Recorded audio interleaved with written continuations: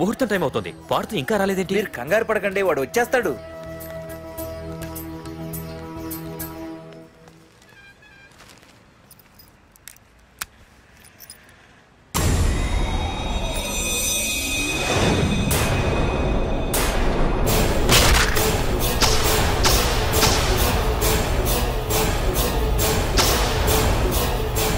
అగ్గిపెట్టి తీసుకో.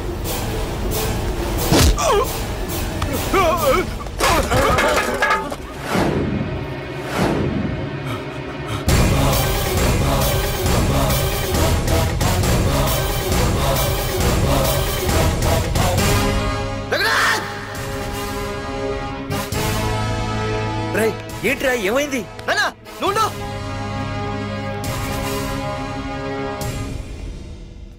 రఘునాథ్, నీకు ఆ రోజే చెప్పాను, నీకేమైనా అభ్యంతరం ఉంటే ముందే చెప్పమని. ఇలా వెనక నుంచి పొడిపించడాలు నరికించడాలు నాకు నచ్చవు. ఒక పక్క ఎంగేజ్మెంట్ ఫంక్షన్ అని బిల్డప్ ఇస్తూనే మరో పక్క నన్ను చంపించడానికి ట్రై చేస్తున్నావు. హే పార్దు, ఏం మాట్లాడుతున్నావు? నిజం మాట్లాడుతున్నాను, చెప్పరా చెప్పు. మీరే కదా నన్ను చంపేమంది. నేను చంపమంటావు ఏంట్రా? పార్దు నా కాబోయే అల్లుడు. అయ్యా, మీరు అమెరికా వెళ్తూ ఒక కవర్ ఇచ్చారు కదయ్యా. అవును ఇచ్చాను. ఆ కవర్ లో ఈ బాబు ఫోటోనే ఉందయ్యా. ఏంటి, పార్దు ఫోటో ఉందా? అవునయ్యా. మళ్ళీ కొత్త నాటకమా? నాటకం ఏంట్రా నాటకం? నీకు ప్రకాష్ కు గొడవలు ఏమైనా ఉన్నాయా? వాడెవడు? హైదరాబాద్ సిటీ మొత్తాన్ని కను సైకిల్తో శాసించే కింగ్ మేకర్ ప్రకాష్. ప్రతి ఏరియాలోనూ వాడికి బ్రాంచులున్నాయి. ఇక్కడ వాడికి ఏమైనా పనులుంటే నేను చేసి పెడతాను, అక్కడ నాకేమైనా పనులుంటే వాడు చేసి పెడతాడు. మొన్న అమెరికా వెళ్లే హడావిడిలో వాడు పంపిన కవర్లో ఎవరి ఫోటో ఉందో చూడలేదు. ఆ కవర్లో నీ ఫోటో ఉందంటే వాడికి నీకు ఏదో ఉంది. చూడండి, ఆ ప్రకాష్ ఎవడో, వాడి దగ్గరికి నా ఫోటో ఎలా వెళ్ళిందో కూడా నాకు తెలియదు. పార్దు, ప్రకాష్ టార్గెట్ పెట్టాడంటే ఆకలితో ఉన్న సింహం వేటకు బయలుదేరినట్టే. ఇప్పటికే నీ ఫోటో అన్ని ఏరియాలకు వెళ్ళుంటుంది. చూడు పార్దు, ఒక తండ్రి ఎలా ఆలోచిస్తాడో నువ్వు ఆలోచించి ఆ రోజు నా కూతుర్ని ప్రేమించడానికి నా దగ్గర పర్మిషన్ అడిగావు. అలాగే ఈరోజు ఆలోచించు. చూస్తూ చూస్తూ రేపో మాపో చావబోయేవాడికి నా కూతుర్నిచ్చి దాని జీవితం నాశనం చేయలేను. నా కూతుర్ని మర్చిపో. మీరు మర్చిపోమంటే మర్చిపోవడానికి, వాడెవడో వచ్చి చంపేస్తానంటే చచ్చిపోవడానికి నేనేం చేతగాని వాడిని కాదు. పార్థసారథి.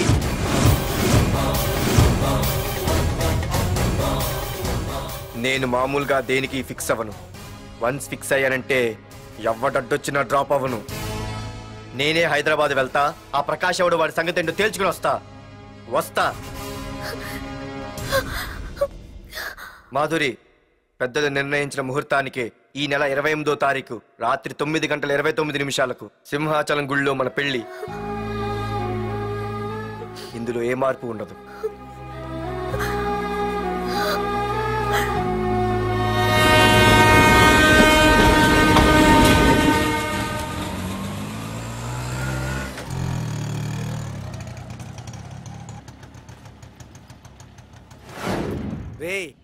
కండ్లు ఎక్కువ పెంచితే పక్షవాత వస్తాడ్రా. ఏరా మామా, ఏంటి మళ్ళీ సస్పెండ్ అయ్యావా? సస్పెండ్ అయితేనే కదా హైదరాబాద్ వచ్చేది.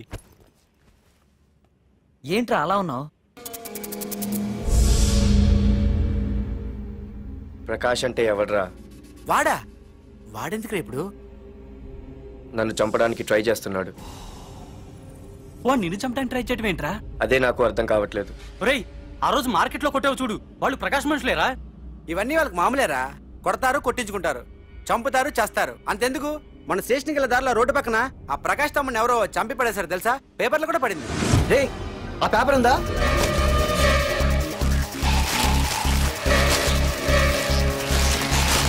రే విడేరా.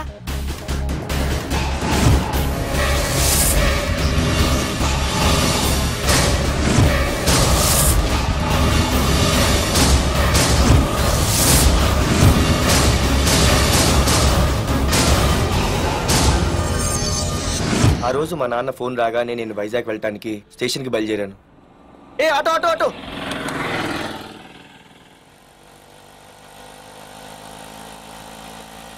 ఈడిని మాత్రం వదలకూడదు. ఏ ఆటో ఆటో! బాబు, రైల్వే స్టేషన్కి వస్తావా? సవారీ ఉంది సార్. వీడు సవారీ. Sorry sir. సార్, మీరు ఎక్కడ దాకా వెళ్తున్నారు సార్? ఈస్ట్ మారేడుపల్లి. సార్, కొంచెం స్టేషన్ దాకా లిఫ్ట్ ఇస్తారా? నా ట్రైనింగ్ టైం అవుతుంది. సరే సరే ఎక్కు. Thank you sir. సార్ మీ పేరేంటి సార్? రైల్వే స్టేషన్కి వెళ్ళడానికి పేరు అవసరం లేదనుకుంటా. ఏదో కొంచెం టైం పాస్ కావాలి కదా. నీ పేరేంటి? నా పేరు పార్థు. రామ్, జానకి రామ్. సార్ మీరు ఏం చదువుతున్నారు సార్? Second class.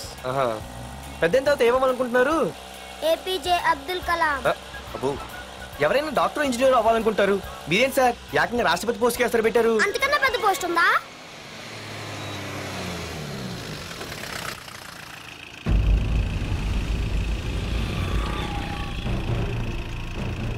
అన్నా అన్నా వాడే అన్న ఆ రోజు మార్కెట్లో నన్ను మన వాళ్ళని కొట్టింది. వాడు మన ఏరియాకి వచ్చి మన వాళ్ళనే కొట్టాడంటే అది మన ఇజ్జత్కే సవాలన్నా. అన్ని వేసేయాలన్నా. అన్నా మిస్ అయిపోతున్నాడన్నా.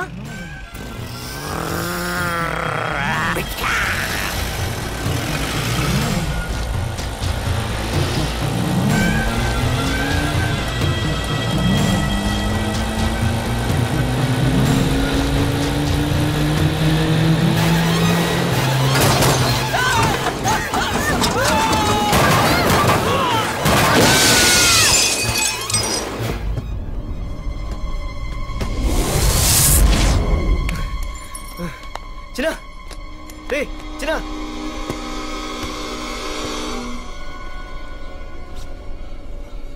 రే చిన్న చిన్న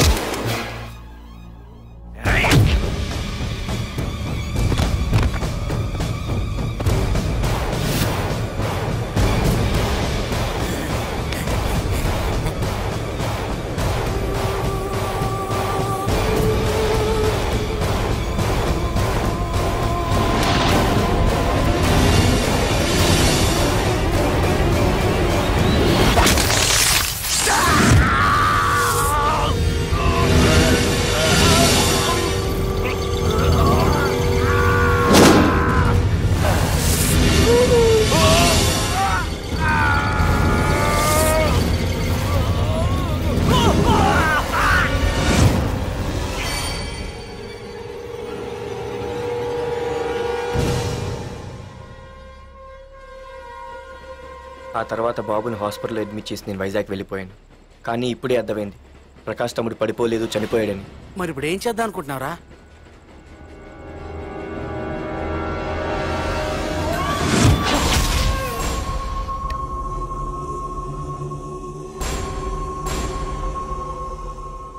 బాగున్నాడు కదరా కుర్రాడు. అవనా చాలా స్మార్ట్గా ఉన్నాడు.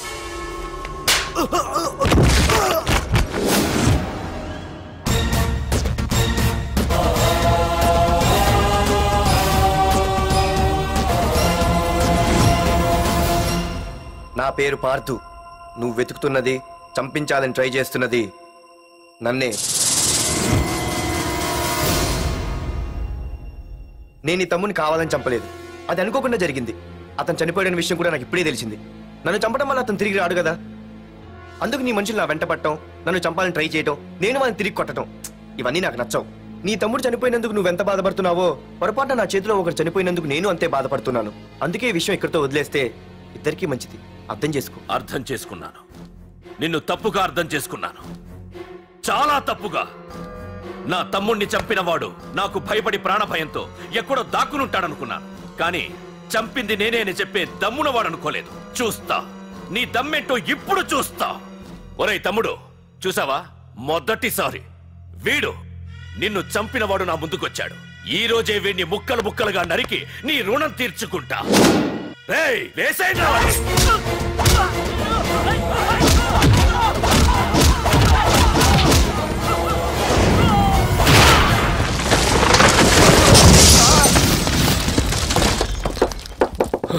రే ప్రకాష్, నాకు సైలెన్స్ అన్నా వైలెన్స్ అన్నా అస్సలు నచ్చవు. పొరపాటున మొదలు పెట్టానంటే కథలు కథలుగా చెప్పుకుంటారు. ఇంకొకసారి నువ్వు ఈ పార్దుని తలుచుకుంటే నీ చావుని నువ్వు తలుచుకున్నట్టే.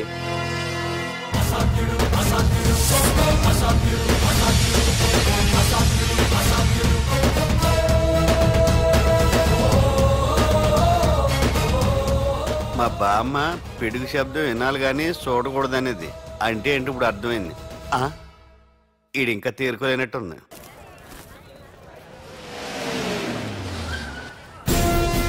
ఎక్కడి నుంచి వస్తున్నావు?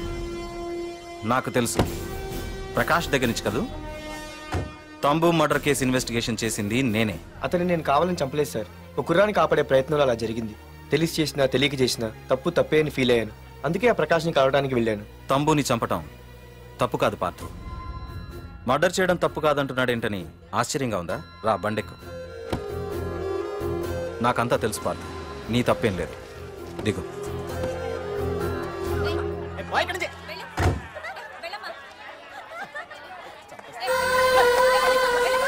ఆమెవరో తెలుసా? నాకంటే ముందు నా పోస్టులో ఉన్న పోలీస్ ఆఫీసర్ భార్య. తన కళ్ళ ముందే తన భర్తని ఆ తంబుగాడు అతి దారుణంగా నరికి చంపేశాడు. అది చూసి ఆవిడ పిచ్చిదైపోయింది.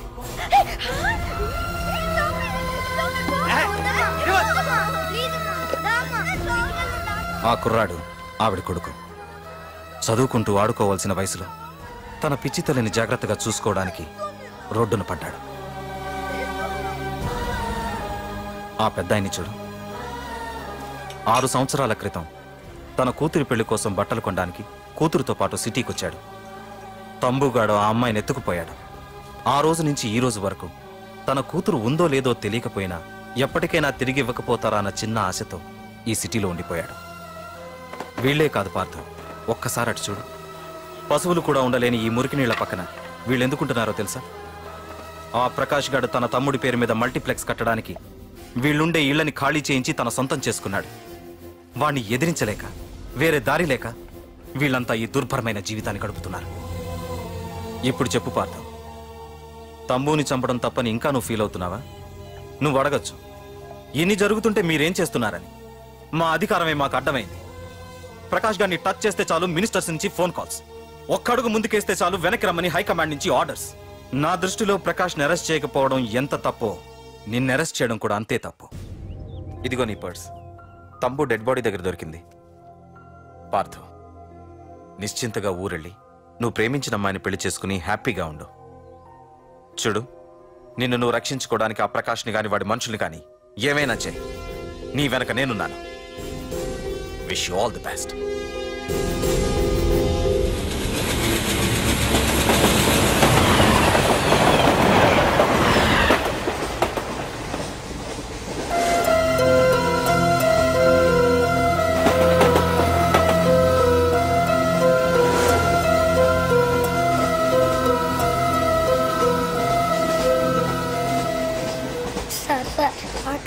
Sir please sir.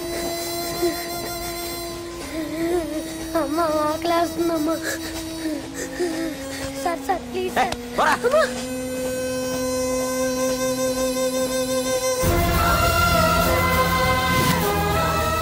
APJ Abdul Kalam.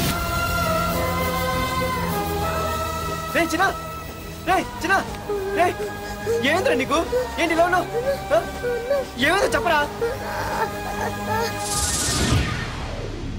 చెప్పు. వాట్?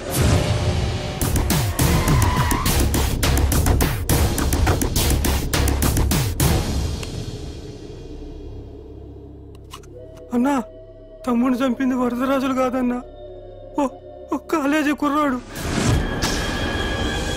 ఎవడ్రా? ఎక్కడ ఉంటాడు వాడు? చెప్పు. పేషెంట్ ని డిస్టర్బ్ చేయకండి. అతను ఇప్పుడే కోమా నుంచి కోలుకున్నాడు. చనిపోయే ప్రమాదం ఉంది.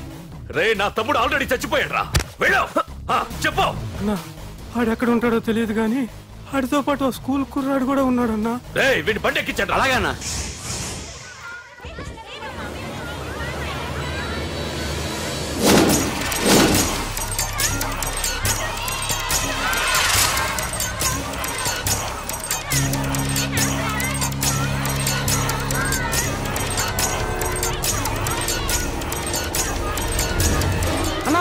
కుర్రాడన్నా. రే బాబీ ఆగరా. మర్యాదగా చెప్పు. నిజంగా అతను ఎవరో మాకు తెలియదు సార్. తెలియకుండానే వాడితో మీ కొడుకుని స్టేషన్కి పంపించారా? చెప్పు చెప్పు చెప్పు చెప్పు చెప్పు చెప్పు చెప్పు చెప్పు. తెలియకుండానే వాడితో స్టేషన్ పంపించావా?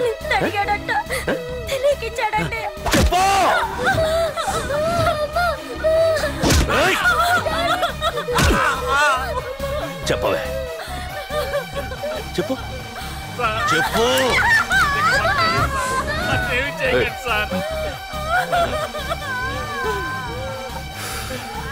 ఇప్పుడు చెప్తా. చెప్పు చెప్పు చెప్పు. తెలీదా? చెప్పు చెప్పు చెప్పు.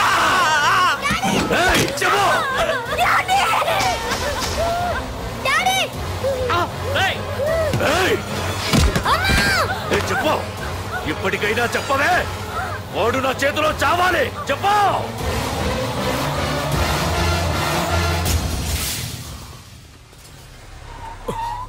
సార్, వాడి గురించి ఇన్ఫర్మేషన్ తెలిసింది సార్. ఇది వాడి ఫోటో. అన్నా వీడే నా తమ్ముడు చంపింది వీడే.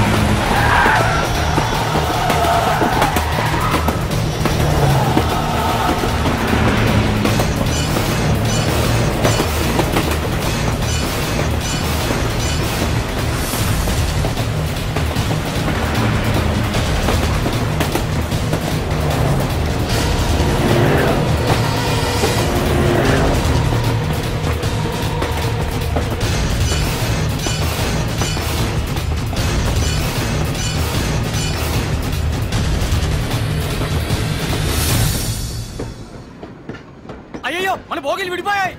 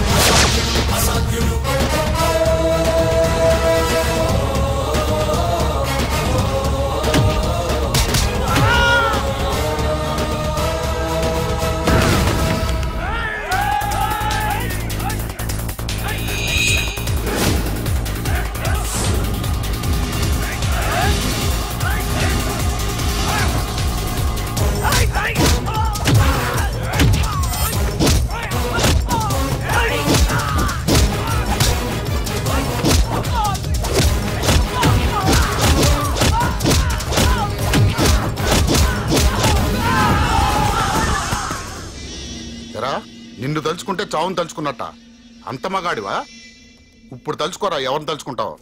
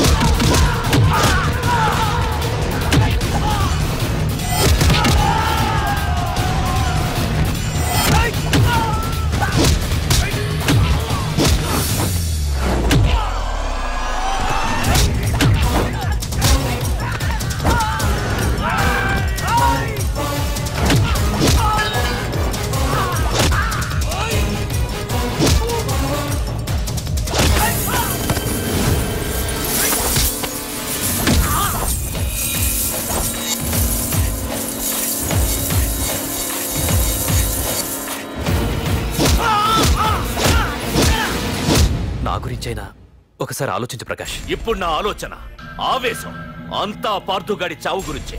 ఆల్రెడీ నా మనుషులు వెళ్ళారు.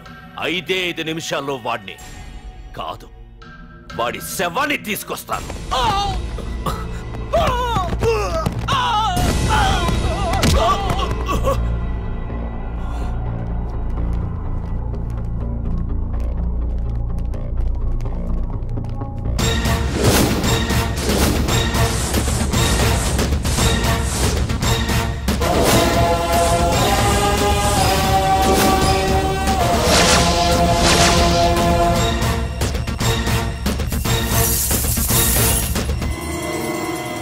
పార్థు, రేయ్, నువ్వు జీవితంలో ఏ తప్పైతే చేయకూడదు అదే చేశావు.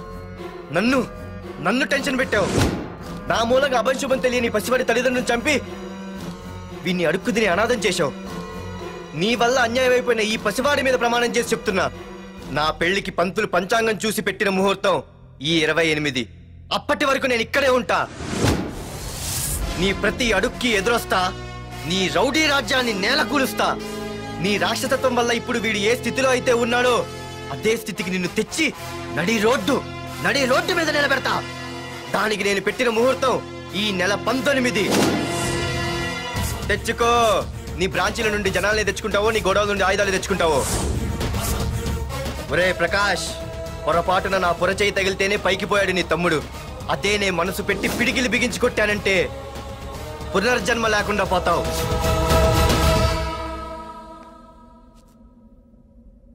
మళ్ళీ చెబుతున్నా, నేను ఒంటరి.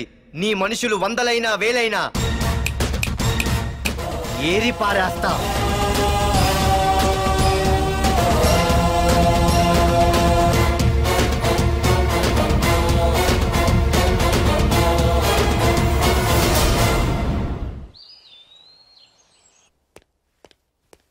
నాన్నా, పార్థు ఏం నాన్నా? నేను ఇంత టెన్షన్ పడుతుంటే నువ్వే మాట్లాడవేంటి? పార్థు తనని నమ్ముకున్న వాళ్ళని